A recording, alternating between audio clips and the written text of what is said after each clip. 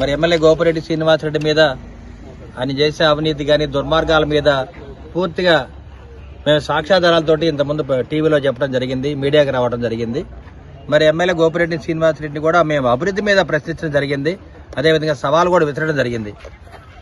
అదేవిధంగా వాళ్ళ నర్సరావుపేటలో ఎమ్మెల్యే గోపిరెడ్డి శ్రీనివాసరెడ్డి 10 సంవత్సరాల నుంచి ఎమ్మెల్యేగా ఉన్నాడు. ఒక్క అధికార బిల్డింగ్ కూడా ఎక్కడ కూడా కట్టిన పాప అనుకోవాలి. ఎప్పుడైతే టీడీపీ హయాంలో మేము ఏ బిల్డింగ్లో అయితే కట్టామో అదే బిల్డింగ్లో ఇవాళ లింగంగుంటలో మరి సూపరింటెండెంట్ ఆఫీస్, ఎస్పీ ఆఫీస్ ఉంది, కలెక్టర్ ఆఫీస్ ఇక్కడే ఉంది. మరి 100 పడకల గవర్నమెంట్ హాస్పిటల్, జిల్లా హాస్పిటల్ కూడా ఇక్కడే ఉంది.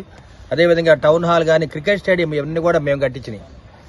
ఒక్కటన్నా ఒక బిల్డింగ్ మీరు కట్టారా చూపించండి అని గోపిరెడ్డి శ్రీనివాసరెడ్డి మేము ప్రశ్నిస్తూ ఉన్నాము. ఊరికే భుజాలు దివరాడు కావాల్సిన పని లేదు. గోపిరెడ్డి శ్రీనివాసరెడ్డి గారు మీరు తొడలు కొట్టొద్దు, మీసాలు మెలయాల్సిన పని లేదు. నువ్వు ఏమి అభివృద్ధి కార్యక్రమాలు చేయలేదు, అందువల్ల నువ్వు సిగ్గుపడాలి. ఎందుకంటే ప్రతి ఆధారం మా దగ్గర ఉంది, కావాలని చూడండి.